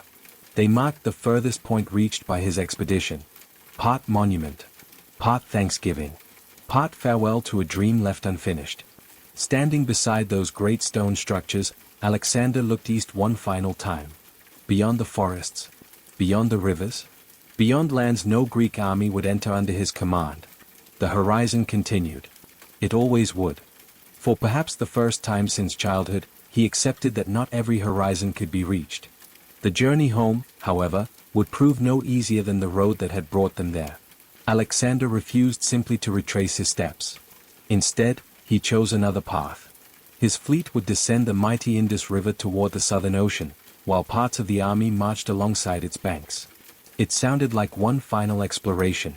In reality, it would become one of the most exhausting chapters of the entire expedition. The journey down the Indus River began with optimism. Alexander ordered the construction of a great fleet. Hundreds of vessels were assembled from local timber, ranging from transport boats to larger ships capable of carrying supplies, cavalry, and provisions. It was an undertaking unlike anything the Macedonians had attempted before. Many of the soldiers had spent years marching across mountains and deserts. Now they found themselves becoming sailors. The expedition moved slowly downstream. One portion of the army traveled by water. Others marched along both banks, protecting the fleet and maintaining contact with nearby settlements. For Alexander, the voyage was about more than returning home. It was another opportunity to explore lands almost unknown to the Greek world. Naturalists collected unfamiliar plants. Surveyors recorded the courses of rivers. Historians noted customs unlike any they had encountered farther west. Even after nearly a decade of campaigning, Alexander's curiosity remained as strong as ever. Not every community welcomed the newcomers peacefully. Several tribes resisted fiercely. Among them were the Malians, whose fortified cities blocked the Macedonian advance. Alexander, impatient with delays as always, personally led an assault against one of their strongest fortresses. The attack began successfully. Scaling ladders rose against the walls. Arrows darkened the sky. The defenders fought desperately from above. Alexander climbed higher than anyone else. As often happened, his determination outpaced the caution of those around him. The ladders beneath him became overcrowded. Several snapped under the weight. Before the rest of the army could follow, Alexander found himself standing almost alone upon the enemy wall. Most men would have retreated. Alexander leaped. He jumped inside the fortress. Only a handful of companions managed to reach him before the defenders surrounded them. The fighting became desperate. Ancient historians describe Alexander battling with extraordinary courage despite overwhelming odds. Then an arrow struck him. It pierced his armor and entered his chest, collapsing one of his lungs. Almost immediately, blood filled his mouth. He struggled to breathe. For the first time in years, death came closer than ever before. Outside the walls, the Macedonian army realized what had happened. Panic spread rapidly. Ignoring every danger, soldiers hacked through the gates and climbed the walls with furious determination. When they finally reached Alexander, he was barely alive. The city fell soon afterward. But victory brought little celebration. The wounded king had to be carried away. 4 days, uncertainty surrounded the camp. Rumors traveled faster than facts. Some believed Alexander had already died. Others refused to believe any report at all. The army waited. Quietly. Anxiously. Eventually, Alexander recovered enough strength to appear before his soldiers. According to several ancient accounts, he deliberately stood upon a ship where everyone could see him. The reaction was immediate. Relief swept through the army. Cheers echoed along the riverbanks. Many men openly wept. Not because they feared losing the campaign, but because they feared losing the man who had shared every hardship beside them. It was a revealing moment. Alexander inspired obedience as king. He inspired affection as something more. Once he recovered sufficiently, the expedition resumed. At last, the fleet reached the great Southern Ocean. For the first time, Alexander stood before waters no Greek expedition had ever reached from the west. He reportedly offered sacrifices to Poseidon and poured libations into the sea. Many ancient writers describe him gazing across the endless horizon. There was no visible shore beyond it. Only open water stretching farther than the eye could follow. Perhaps it was the only horizon even Alexander knew he could not cross. The return journey, however, still held one final ordeal. Rather than retracing safer routes through fertile lands, Alexander made a decision that has puzzled historians ever since. He chose to lead much of his army across the Gedrosian Desert. Today, that region is known as part of southern Iran and Pakistan. It was one of the harshest environments on Earth. Water was scarce. Temperatures climbed relentlessly. Sandstorms erased tracks within minutes. Even local guides warned against attempting the crossing. Why Alexander chose this route remains uncertain. Some believe he wished to support his fleet by remaining nearby. Others argue he sought to surpass legendary rulers who had failed to cross the same desert. Perhaps, as so often throughout his life, the horizon itself was reason enough. Whatever his motivation, the decision carried an enormous cost. Long before they reached the desert's far side, the enemy was no longer an opposing army. It was thirst. It was exhaustion. It was the unforgiving land itself. And unlike any king Alexander had ever defeated, the desert offered no mercy. The Gedrosian desert did not care how many kingdoms Alexander had conquered. It offered no cities to capture, no armies to defeat, no victories to celebrate. Only endless heat, shifting sand, and a silence so complete that even the wind seemed to disappear beneath the burning sky. The march began with confidence. Supplies had been gathered. Routes had been planned. Experienced guides had been recruited. But no preparation could fully overcome the realities of the desert itself. Days passed beneath a relentless sun. Water became more valuable than gold. The ground reflected the heat upward until every step felt as though it were taken inside an enormous furnace. Animals collapsed first. Horses, camels, pack mules carrying food and equipment. As they fell behind, much of the army's precious supplies vanished with them. Soon the soldiers themselves began to weaken. Lips cracked. Skin blistered. Conversations grew shorter. Marching consumed every remaining ounce of strength. The greatest enemy was thirst. Ancient historians preserve one story that perfectly captures how Alexander's men remembered this ordeal. A small group of soldiers managed to discover a little water collected inside a hollow rock. It was barely enough to fill a helmet. Rather than drink it themselves, they hurried to present it to their king. Alexander accepted the helmet. He looked at the exhausted faces surrounding him. Then, without taking a single sip, he poured the water onto the ground. The gesture astonished everyone. If there was not enough water for all, there would be none even for the king.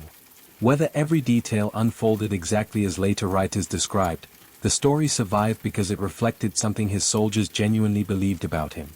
Alexander demanded extraordinary sacrifices. But he rarely asked others to endure hardships he refused to share. Even so, leadership could not change the desert. Sandstorms arrived without warning. Walls of dust swallowed entire columns. Men became separated from their companions within moments. Some wandered away and were never seen again. Then came the floods. In one of the desert's cruelest contradictions, sudden rains falling many miles away transformed dry riverbeds into violent torrents. Several camps were overwhelmed before the soldiers even realized the danger. Tents, animals, supplies, entire families accompanying the army. Many were swept away before anyone could reach them. The losses mounted relentlessly. Ancient sources disagree about the exact numbers. Some undoubtedly exaggerated. Others almost certainly underestimated the tragedy. But every account agrees on the essential truth. The Gedrosian crossing became one of the deadliest episodes of Alexander's entire expedition. Ironically, it was not an enemy king who inflicted these losses. It was nature itself. Months later, the survivors finally emerged from the desert. What remained of the army scarcely resembled the force that had once crossed into Asia. The soldiers were thinner, older, weathered by experiences few human beings had ever endured. Many friends who had begun the campaign together would never complete the journey home. Alexander himself appeared deeply affected by the suffering. Throughout his campaigns, he had accepted casualties as part of war. The desert was different. There had been no glorious battle. No strategic necessity everyone could easily understand. Only hardship and loss. Reaching the more fertile provinces again brought enormous relief. Fresh food, clean water, shade. For the first time in many weeks, the army could begin to recover. Yet Alexander did not allow himself to rest for long. His empire had continued functioning while he marched across India. Governors had made decisions. Officials had accumulated power. Some had ruled wisely. Others had abused the authority entrusted to them. Now the king intended to see everything with his own eyes. As reports reached him from every corner of his vast dominion, Alexander discovered that conquering an empire had been only the beginning. Holding it together might prove even more difficult than winning it. Returning to the heart of the empire, Alexander found a realm transformed by absence. 4 years, he had been at the head of his army, separated by mountains, deserts, and vast distances from the officials governing in his name. Messages had traveled slowly. Orders sometimes took months to arrive. In that span of time, loyalty could weaken. Ambition could grow. And power, left unchecked, often changed the people who held it. Alexander quickly discovered that not every governor had ruled as he expected. Some had enriched themselves through heavy taxation. Others had abused local populations or ignored royal instructions altogether. A few had behaved as though the king would never return. They had mistaken distance for freedom. Alexander acted decisively. Officials accused of corruption were investigated. Several were removed from office. Some were executed after being found guilty of serious abuses. The message spread rapidly across the empire. Conquest had ended. Administration had begun. The king who had spent years winning battles now devoted increasing attention to governing the immense world he had created. It was not glamorous work. There were no triumphant charges. No dramatic sieges. Instead, there were disputes over taxes, appointments of governors, construction of roads, maintenance of trade routes stretching across thousands of miles. Alexander seemed to understand something many conquerors never fully accepted. An empire was not held together by victories alone. It depended upon justice, communication, and trust. One of his boldest attempts to strengthen that trust came in the city of Susa. There, Alexander organized an extraordinary ceremony that became known simply as the Susa weddings. Rather than arranging a single royal marriage, he arranged many. Alexander himself formally married Stadae, one of the daughters of the late Darius III. At the same ceremony, dozens of his senior Macedonian officers married Persian noblewomen.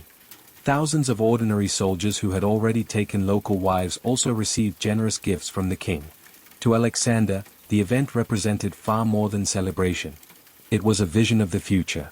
He no longer imagined two separate worlds, one Macedonian, one Persian. He imagined a single empire where cultures blended rather than remained forever divided. Children born from these unions would belong to both traditions. The empire itself would become something entirely new. It was an ambitious idea. Perhaps even a beautiful one. Yet not everyone shared his enthusiasm. Many Macedonian veterans viewed the ceremonies with quiet discomfort. Some had accepted Persian customs reluctantly. Others now feared that their own traditions were slowly disappearing. They wondered whether the king who had left Europe years before was still the same man who had returned. Alexander, meanwhile, continued introducing Persians into positions of responsibility. Capable local administrators remained in office. Young Persian nobles were trained according to Macedonian military methods. Even units of Persian soldiers began serving alongside Macedonian veterans. From Alexander's perspective, such decisions were practical. An empire stretching across 3 continents could not be governed by one people alone. It required cooperation, mutual respect, shared responsibility. His oldest companions often saw something different. To them, these changes blurred the distinction between victor and defeated. Some questioned whether they were gradually becoming strangers within the empire they had helped build. The tension finally surfaced during an episode historians call the Mutiny at Opis. In 324 BC, Alexander announced that elderly and wounded Macedonian veterans would be allowed to return home with honor. On the surface, it sounded generous. But many soldiers misunderstood his intentions. They believed they were being dismissed, replaced by Persian recruits. Years of accumulated frustration erupted at once. Voices that had remained silent for so long suddenly spoke openly.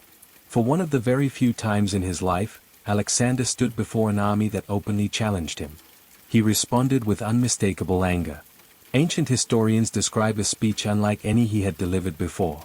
He reminded the soldiers of everything Philip had given them, everything they had accomplished together, every hardship they had shared, every victory they had won. If they believed they no longer needed him, he declared, they were free to leave. For several days, the distance between king and army seemed almost impossible to bridge. Then something remarkable happened. The soldiers came forward, not as rebels, but as men asking forgiveness. Years of loyalty proved stronger than weeks of resentment. Alexander accepted their apology. The reconciliation was deeply emotional. Feasts were held, sacrifices offered. Macedonians and Persians dined together in a symbolic celebration of unity.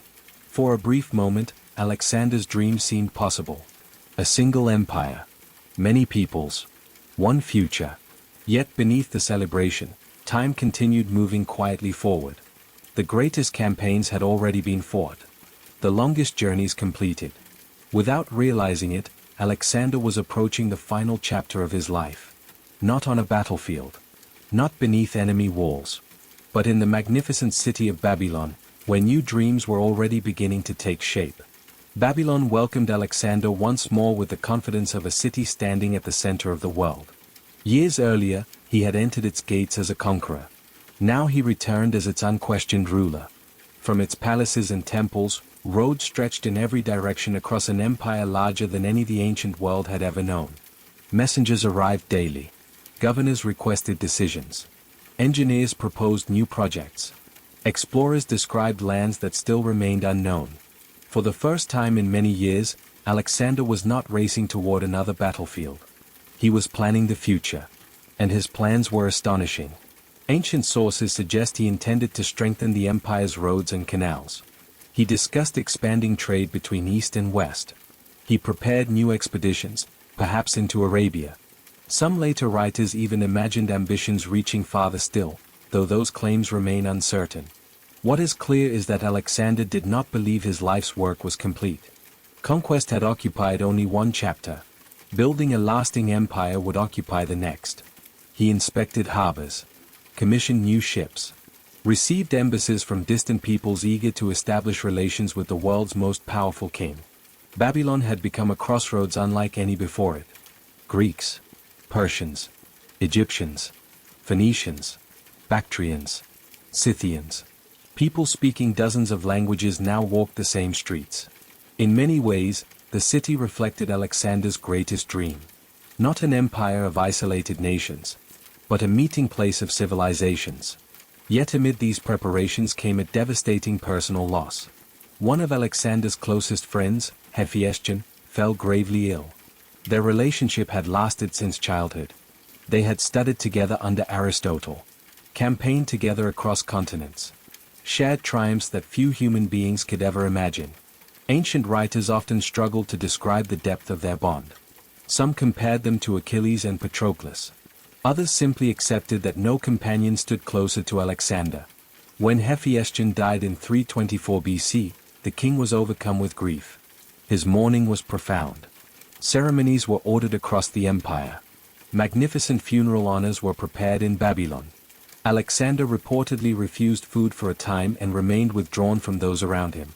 Whether every dramatic detail recorded by later historians is accurate, there is little doubt that the loss affected him deeply.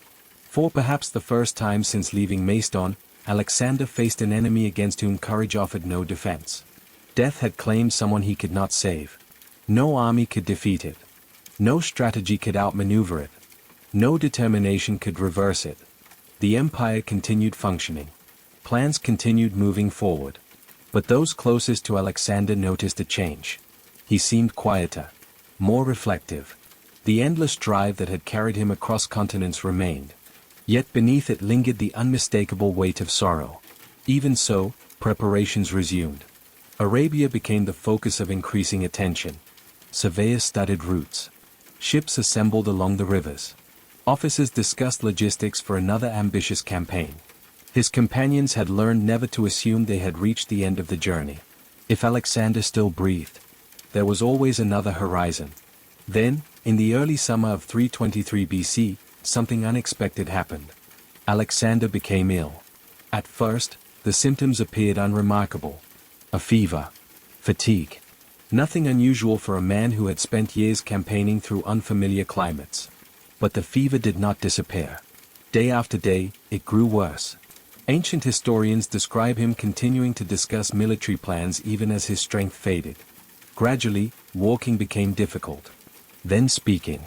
Soon he could no longer leave his bed. Outside the palace, anxiety spread throughout Babylon.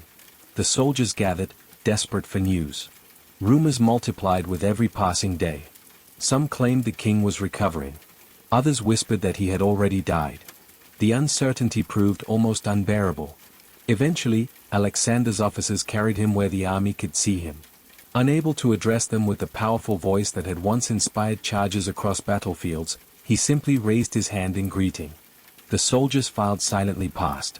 Many wept as they looked upon the man they had followed from Europe to the edge of the known world. None of them realized they were witnessing him for the final time. The fever continued to rise.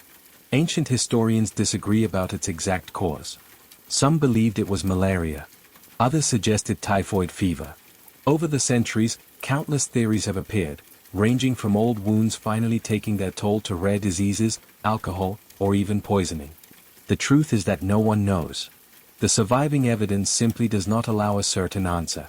What the ancient sources do agree upon is the slow rhythm of his final days. This was not the sudden death of a man struck down in battle. It unfolded gradually. Each morning, Alexander appeared weaker than the day before. Even while confined to his bed, he reportedly continued discussing sacrifices, naval preparations, and future campaigns.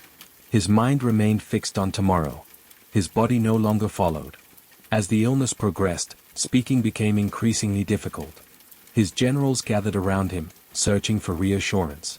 Some hoped he would recover as he always had after wounds and hardships that would have killed almost anyone else. After all, this was the man who had survived arrows through his chest, who had crossed deserts that defeated entire armies, who had seemed almost impossible to stop. Surely he would overcome this as well. But illness obeyed no strategy, no courage, no ambition. At one point, according to several ancient writers, those around Alexander asked him to whom he wished to leave his empire. His answer has become one of history's most famous, and most debated, final words. Some sources claim he replied, "To the strongest." Others suggest his words were misunderstood or later embellished. A few ancient accounts do not mention the exchange at all. Whether he truly spoke those words can never be proven. Yet they capture the uncertainty that surrounded his final hours. Alexander had built an empire unlike any before it. He had never clearly prepared someone to inherit it. There was no adult son ready to succeed him. His wife Roxana was pregnant, but the child had not yet been born. His half-brother Aridaeus lived, but his ability to rule independently was limited. The future stood suspended between possibilities. Then, sometime in June of 323 BC, in the palace of Nebuchadnezzar at Babylon, Alexander died. He was 32 years old. He had ruled for little more than a decade. Yet within those few years, he had transformed the political map of the known world more dramatically than almost anyone before or since. Outside the palace, disbelief spread through the army. Many soldiers refused to accept the news. Some reportedly entered the room one by one, hoping to see their king alive. Instead, they found only silence. The man who had led them from the mountains of Macedon to the rivers of India, who had shared their hunger, their victories, their fears, their impossible marches, was gone. His body remained in Babylon for some time while extraordinary funeral preparations were discussed. Ancient writers describe elaborate plans worthy of a ruler whose empire stretched across continents. Meanwhile, another question quietly emerged. Not where Alexander would be buried, but what would become of everything he had created. Without its founder, the empire immediately began to fracture. The generals who had fought beside him for years now faced decisions no battlefield had prepared them for. They had followed one king. Now there was none. The child Roxana carried would eventually be born. He would be named Alexander IV. But an infant could not command armies. Nor could he hold together an empire won through the force of one extraordinary personality. Almost before Alexander's funeral had begun, the struggle for his legacy was already unfolding. The horizons he had spent his life chasing no longer belonged to him. They now belonged to those left behind. And none of them would ever carry them quite as far. Alexander's death marked the end of a life. It did not mark the end of his story. Empires built through force often disappear as quickly as they appear. Without the person who held them together, they begin to pull apart under their own weight. Alexander's empire was no exception. Within days of his death, his generals gathered in Babylon. Each had fought beside him. Each had earned glory on the same battlefields. Each believed he understood the future Alexander would have wanted. The problem was simple. No two men imagined that future in quite the same way. After long negotiations, a fragile compromise emerged. Alexander's half-brother, Philip III Aridaeus, would become king in name. The unborn child carried by Roxana would also inherit the throne if born a son. For a brief moment, it seemed unity might survive. It was an illusion. Real power rested not with kings, but with generals commanding armies. Soon, alliances shifted. Old friendships dissolved. Wars broke out across the empire Alexander had spent his life creating. Historians remember these conflicts as the Wars of the Successors. For nearly half a century, men who had once marched together fought one another for pieces of the same inheritance. No one succeeded in rebuilding the empire exactly as Alexander had left it. Instead, it slowly divided into powerful kingdoms. Egypt came under the rule of Ptolemy. Seleucus established control across much of Asia. Cassander gained influence in Macedon. Lysimachus ruled parts of Thrace and Western Asia Minor. Their borders changed repeatedly through war and negotiation. Yet despite the political divisions, something remarkable endured. The world Alexander had created did not simply vanish.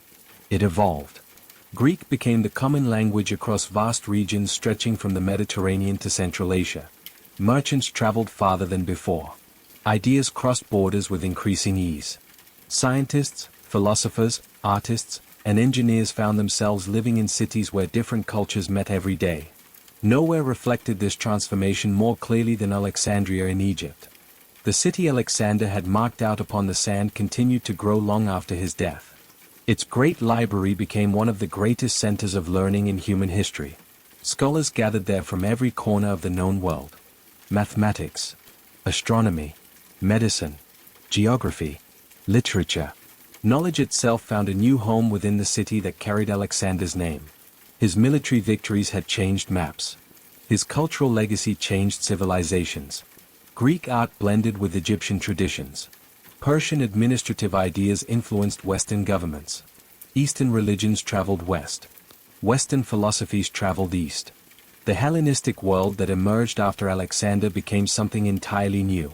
Not Greek, not Persian, not Egyptian, but a civilization shaped by all of them together. Even centuries later, the effects remained visible. When Rome eventually expanded into the eastern Mediterranean, it encountered a world already deeply influenced by Alexander's conquests. Roman generals studied his campaigns. Roman emperors admired his ambition.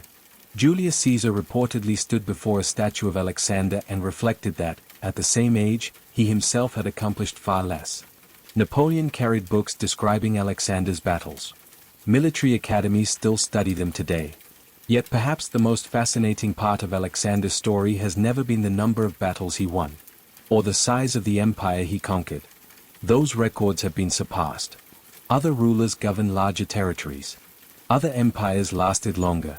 Alexander remains unforgettable for another reason. He refused to believe the world ended where others believed it did. Every map invited another question. Every victory revealed another possibility. Every horizon suggested another one beyond it. That endless curiosity shaped history as much as any battle ever fought. Imagine, for a moment, standing beside him on one of those countless evenings after the army had made camp. The fires burn quietly across the plain. The voices of tired soldiers drift softly through the darkness. Above them, the same stars shine that still watch over us tonight. Ahead lies another landscape no one in the camp has ever seen. Most people would look behind them. Toward home.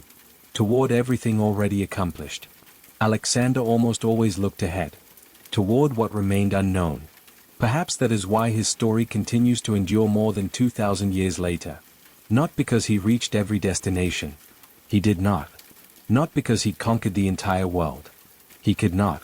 But because he spent his life reminding humanity that the horizon is not simply a place. It is an invitation. An invitation to ask another question. To take another step. To wonder what lies beyond the edge of everything you already know. And eventually, even for the man who spent his life chasing the horizon, there came a final evening when the journey ended. The campfires burned. The stars appeared. The road stretched onward without him. Others would continue walking them. Others would draw new maps. Others would dream new dreams. But they would all begin, in one way or another, from paths he had helped to open. So tonight, as this long journey finally comes to a close, perhaps the greatest lesson Alexander leaves behind is not about conquest at all. It is about curiosity. About the quiet courage required to step beyond what feels familiar. To keep learning. To keep wondering. And to remember that every generation inherits horizons it did not create, yet still has the choice to explore. Now the armies have fallen silent.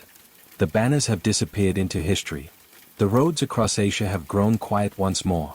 Only the memory remains. A young king from a small mountain kingdom, who believed the world was always larger than the map in front of him, and who spent every day of his short life walking toward the next horizon. Good night. Alexander's body did not remain in Babylon. Even in death, he became the center of a struggle. Ancient rulers understood that possessing the body of a great king carried enormous symbolic power. Whoever buried Alexander could claim a unique connection to his legacy. 4 months, preparations continued for a funeral unlike any the ancient world had ever witnessed. Ancient historians describe an extraordinary funeral carriage covered in gold, decorated with sculptures, precious stones, and elaborate carvings. Drawn by teams of magnificent animals, it resembled a moving temple more than an ordinary hearse. Its journey itself became part of history. According to Alexander's original plans, he may have wished to be buried in Macedonia beside his ancestors. Whether that was truly his final intention remains uncertain. Before the procession reached its destination, one of his former generals made a decisive move. Ptolemy intercepted the funeral procession. Rather than allowing Alexander's remains to continue toward Macedonia, he brought them to Egypt. It was a political masterstroke. By becoming the guardian of Alexander's tomb, Ptolemy strengthened his own legitimacy as ruler of Egypt. The body was first placed in Memphis. Later, it was transferred to Alexandria, the city Alexander himself had founded. There it remained for centuries. Kings visited the tomb. Travelers described it with admiration. Even Roman emperors sought the privilege of standing before the resting place of the man who had reshaped the ancient world. Some reportedly placed golden crowns upon his coffin. Others offered flowers. One emperor is even said to have accidentally damaged Alexander's preserved body while paying his respects. Then, gradually, the trail disappears. Sometime during late antiquity, the exact location of the tomb was lost. Wars reshaped the city. Earthquakes altered the landscape. Buildings rose over older foundations. Generation after generation searched. Generation after generation failed. Today, despite centuries of exploration, archaeologists have never identified Alexander's tomb with certainty. It remains one of history's greatest unsolved mysteries. Perhaps that uncertainty is strangely appropriate. Throughout his life, Alexander was never easy to contain. Not within borders. Not within expectations. Perhaps not even within history itself. His empire fragmented. His descendants vanished. His dynasty came to an end. Yet the questions surrounding his life only multiplied. Was he driven by glory? Curiosity? Restlessness?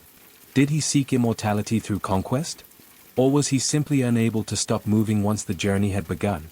The ancient sources offer many answers. None feels entirely complete. Perhaps because Alexander himself was never entirely one thing. He could show extraordinary mercy after battle. He could also display terrifying ruthlessness. He admired philosophers, yet spent much of his life at war. He dreamed of uniting peoples who had viewed one another as enemies for centuries. Yet those dreams were built upon conquest. Like all human beings, he contained contradictions. Perhaps simply on a scale few others ever reached. As the centuries passed, each generation created its own version of Alexander. To medieval Europe, he became an almost mythical knight. In Persia, epic poets transformed him into a legendary ruler whose story blended history with imagination. Across parts of Asia, local traditions remembered him in entirely different ways. The man remained the same. the stories changed.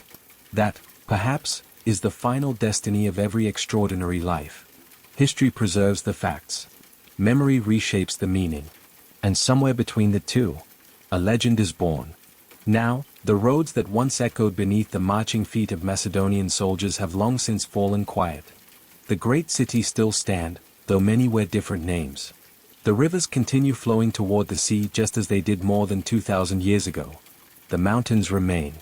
The deserts remain. The horizon remains. Unchanged. Waiting patiently for the next traveler willing to walk toward it. And with that final horizon resting quietly beneath the evening sky, our journey, too, comes gently to its end. Sleep well.